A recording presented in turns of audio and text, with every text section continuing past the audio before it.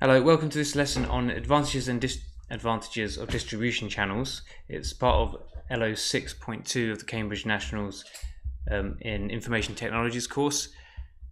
Previously we looked at the different types of communication channel, and today we're going to look at the advantages and disadvantages of some. This is it's not very particularly interactive, this lesson, so I'm going to cut it in half so that you do one half one day and one half on another lesson. So we're just going to look at the messages, the advantages and disadvantages of messaging services, websites, and VoIP today. So first of all, advantages of messaging services. So messaging services include your basic email, iMessenger, but also include things like Twitter, LinkedIn, and Moodle, according to the exam board. I'm not sure how much you or I will agree with those things, but how much, say, for example, LinkedIn is really a messaging service, or Moodle, but we'll go with what the exam board say for now. So one of the advantages of messaging is that a wide range of people can be sent or access data or information. Globally, about 50% of all people have access to email. And if you think about that in terms of the business world, that's going to be more like 100%. So the 50% who don't have email may not be people who would be engaging with what you're doing anyway, potentially. But that depends on the situation. So one advantage, it can reach a wide range of people quite easily. Apologies for the second bracket there, parenthesis, I didn't notice that. Okay, another advantage is that the data or information can be targeted to specific groups of people.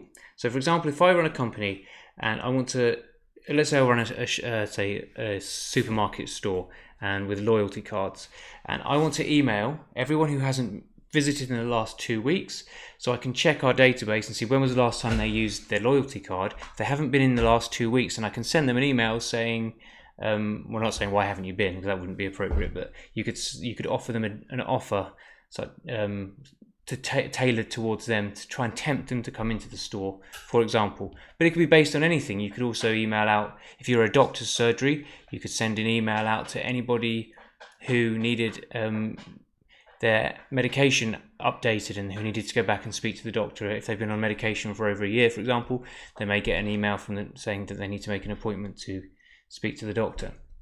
Another way, messaging services such as Twitter can be used to reach a large group of people. Donald Trump is very famous for using Twitter for reaching millions and millions of people in a very easy way to do. In the old days, if politicians needed to reach people, it would have been usually through television advertisements or speaking to them personally, or putting mail through their doorbox. But nowadays, a politician and anybody can reach people very quickly using services like Twitter, almost instantly, which is incredibly powerful.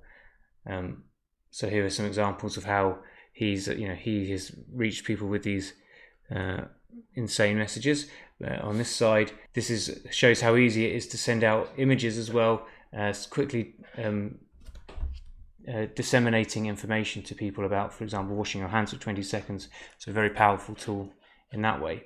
Okay, other ways messaging services have advantages. They can be used as a marketing tool to gather feedback. So this is an example of an email. It doesn't look much like an email, but this is actually an email that I received from Curry's PC World when I bought a dishwasher.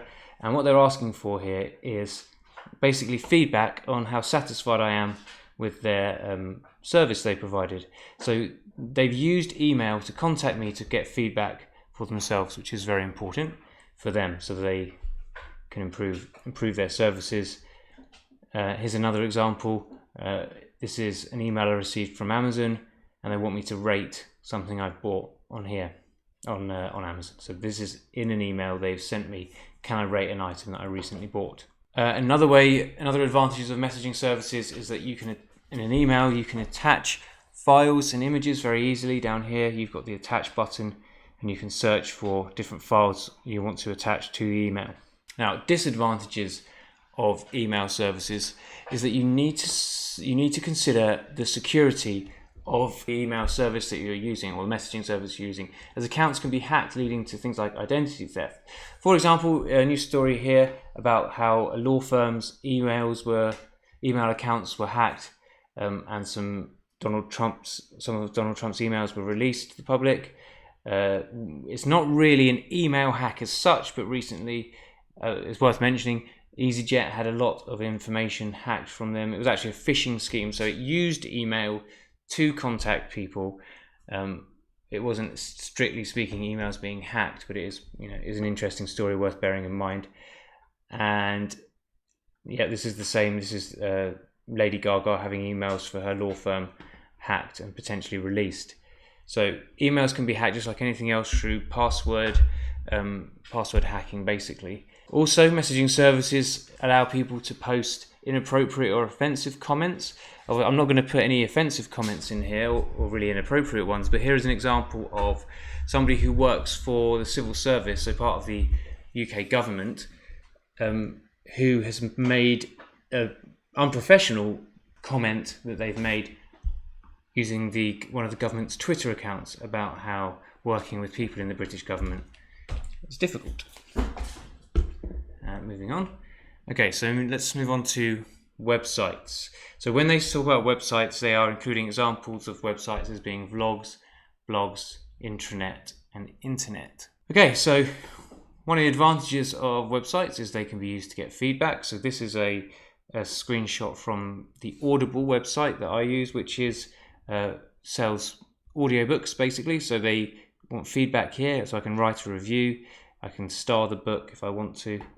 So that's one way they can use websites to get feedback. Same on any website where you purchase something, you can usually leave feedback on those or reviews. So that's very common advantage. Another advantage here is they can be easy to update, and alerts can be given when posting new activity. When a new post or activity occurs. Now, so on this is my front page from my Amazon website, and it shows things I've bought recently, things I've viewed recently. So it's updating the website based on information it's gathered about me and my viewing habits, and it's then going to use that to make other suggestions that I might be interested in on the website. Back to alerts can be given. So when I tried to sign into my Amazon account on a new device, it emailed me. It was able to quickly take that information and email me to make sure that there wasn't a security breach. So this is it's showing me security breach that might have happened. So it's used all the information together to alert me to that. Disadvantages of website. Now, it was very hard I couldn't actually find any interesting examples of poorly updated websites, but this is like a counterpoint to the point, or counterexample, I should say. So website disadvantages: if it's not updated, then data or information be out of date. So if I wanted to go to the cinema and I typed in and they hadn't updated it, I might turn up at the Odeon Cinema thinking there was going to be a film on, but luckily they have actually updated this website to tell me that the cinema is going to be closed. If I hadn't done that, I may have gone, oh well, it must be open, and visited it. So this has been updated, but you can understand what would happen if it hadn't been. Mistakes might be made. Similarly, this NHS guidance on coronavirus needs to be updated very regularly.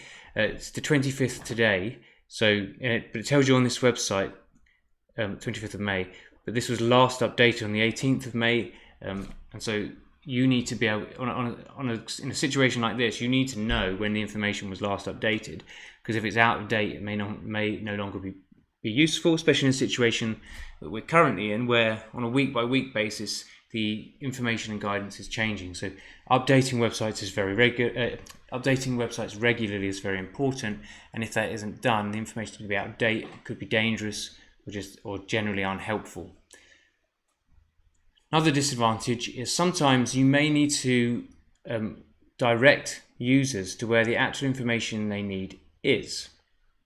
So, for example, on our school website, a lot of people weren't actually able to find some of the information they needed. So we have this dialog box sort of alert that comes up when you enter the website, telling you where you will need to go to actually find certain pieces of information, because otherwise they can be hard to find on a complicated website.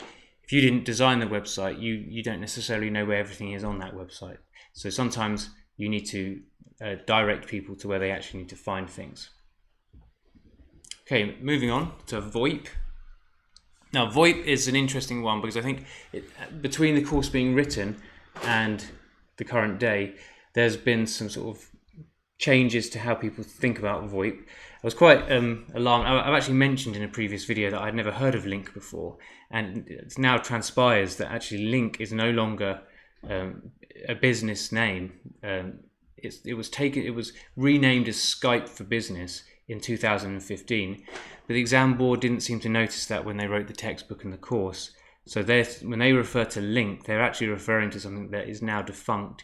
It's now called Skype for Business. They're both owned by Microsoft, so you can almost ignore this Link thing unless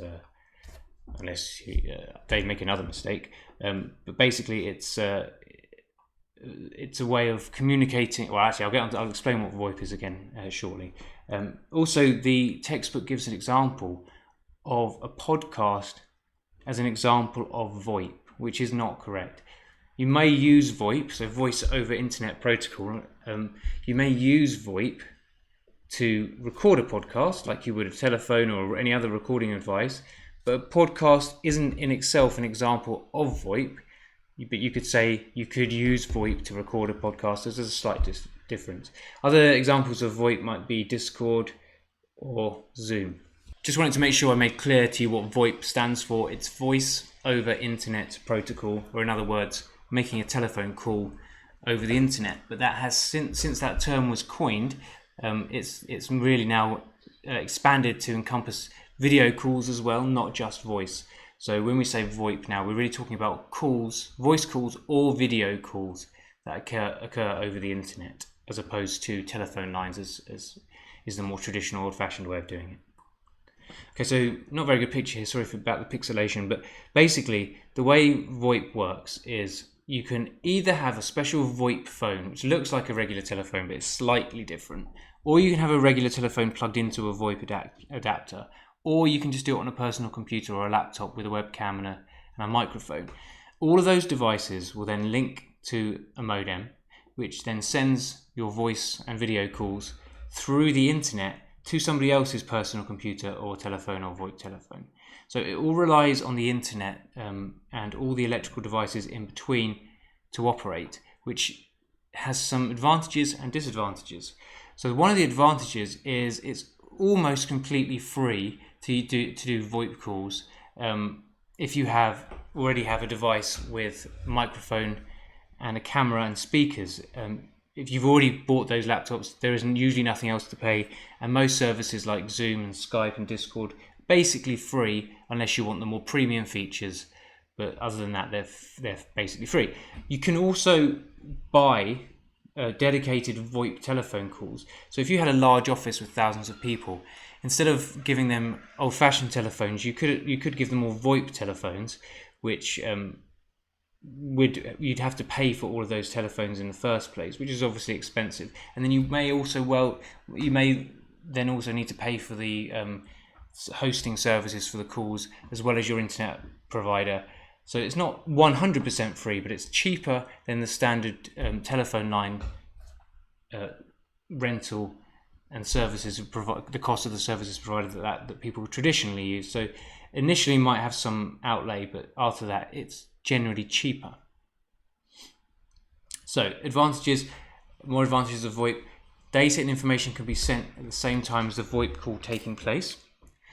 Features such as call forwarding, multiple way calls, call waiting and voicemail can be used. Now, as you can imagine, before the ability to have multiple people on screen all able to talk to each other potentially at once, a video call like this, or a conference like this, in a remote conference I should say, when people aren't all together, would be almost impossible and very confusing without video contact, without video available to see who's talking and so on.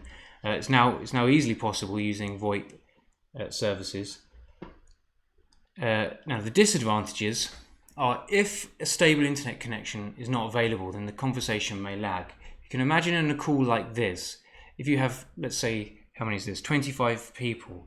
If 3 or 4 of them have got bad internet and their calls are slightly behind everybody else, let's say half a second behind everybody else, then you may have multiple people trying to talk at the same time, which are going to get very confusing, and the meeting may make very little progress if you had that, because person might start talking, another person might not realize that they'd started talking, may start talking themselves because of the lag involved, and you've got issues like that. So a stable internet connection, if a stable internet connection is not available, then the conversation may lag. Each end of the call must have the right hardware and software to speak to one another. That's true, but again, you could say, well, the same is true of a telephone. If you don't have a telephone, you can't take a telephone call. So it's kind of an obvious point. The quality of the voice may not be good, so that again is dependent on a couple of things: the hardware used to record the voice, and the internet connection used to send the voice data. Because if it's low, it may either be degraded, or it may just be sent as a lower quality format to allow it to be sent across the poor internet connection. And also, if there's a power cut, then VoIP cannot be used. So that seems obvious, but the reason they're saying that is because using a more traditional telephone system where no computers were used as such, it would just be your telephone connected by a hard telephone wire to the other telephone system, which was not affected when power cuts happened. So the whole if you had a power cut in your company, the computers would all go off, the lights would all go off, but the telephones would still work because they're not connected directly to the power system of any one building. That is not the case with VoIP. If your power system goes off, then everything connected to that goes off, including the VoIP telephones. So that's a disadvantage of VoIP, is it's reliant on the local power system rather than a regular telephone or a traditional telephone, which didn't rely on the local power. It was all fed power from some distant place. So that would be one disadvantage of VoIP, and you may, in emergencies, want to make sure that you have a non-VoIP telephone to make calls. Okay, so we're going to leave the lesson there today because that's quite a lot of information to process. So what I want you to do is to look at the files attached to this or attached in the folder, and to make a summary table of all the advantages and disadvantages of the points I've talked about.